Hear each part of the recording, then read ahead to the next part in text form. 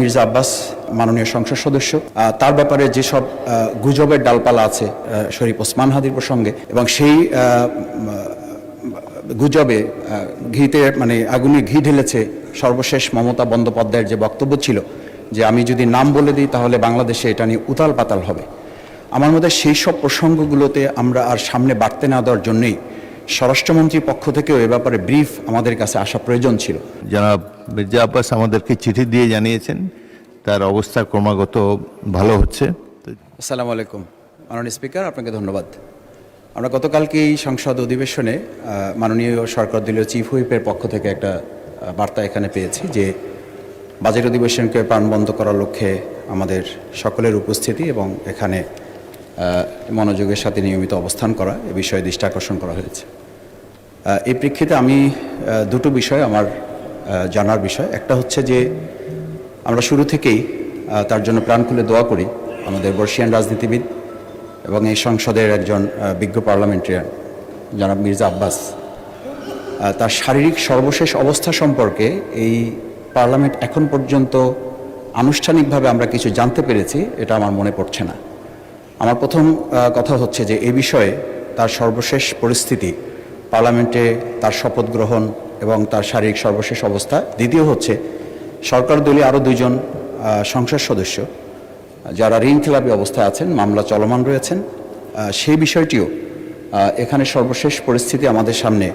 আমার মনে হয় আমরা একজন সংসদ সদস্য হিসাবে জানা দরকার যে ওনারা এখনও পর্যন্ত পার্লামেন্টে অংশগ্রহণ করা কিংবা না করার প্রশ্নে তারা কী ভূমিকা পালন করতে পারছেন। সেই ক্ষেত্রে জনাব মির্জা আব্বাস মাননীয় সংসদ সদস্য, তার ব্যাপারে যেসব গুজবের ডালপালা আছে শরীফ ওসমান হাদির প্রসঙ্গে, এবং সেই গুজবে আগুনে ঘি ঢেলেছে সর্বশেষ মমতা বন্দ্যোপাধ্যায়ের যে বক্তব্য ছিল যে আমি যদি নাম বলে দিই তাহলে বাংলাদেশে এটা নিয়ে উতাল পাতাল হবে।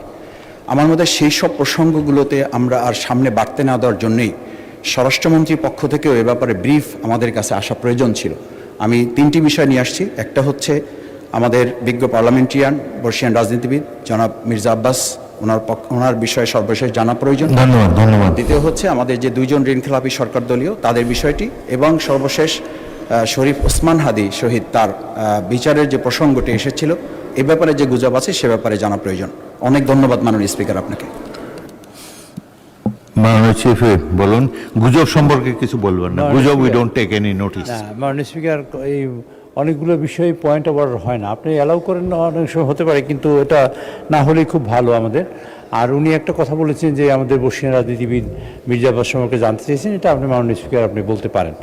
আর দ্বিতীয়ত হলো যে দুজন মাননীয় সংসদ সদস্য, এটা সাবজুডিস ম্যাটার, এটা কোর্টে আছে। মাননীয় স্পিকার কোর্ট সিদ্ধান্ত দিলেই কেবল সিদ্ধান্ত হবে, এর আগে তো এ বিষয়ে কোনো কিছু বলার সুযোগ নেই। তা আমি মনে করি মাননীয় স্পিকার বাইরের বিষয়গুলো যেগুলো প্রয়োজনীয় নয় সেগুলো আমাদের পয়েন্ট অফ অর্ডারের নাম বলে আমাদের পার্লামেন্টের সময় যাতে না যায় সেদিকে আপনি দৃষ্টি রাখবেন। ধন্যবাদ মাননীয় স্পিকার।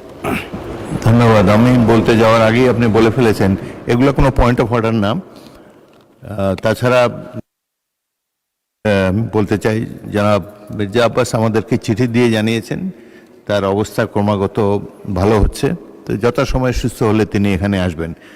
বাকি গুজব কে কি বলেছে, কার সম্পর্কে কি গুজব, এগুলো নিয়ে জাতীয় সংসদ সময় নষ্ট করতে পারে না, এবং সুতরাং পয়েন্ট অফ অর্ডার বলার সময় আপনারা চলমান বিষয়ের উপরে কিছু বলবেন এবং অযথা সংসদের সময় নষ্ট হয় এমন কিছু উত্থাপন তুলবেন না।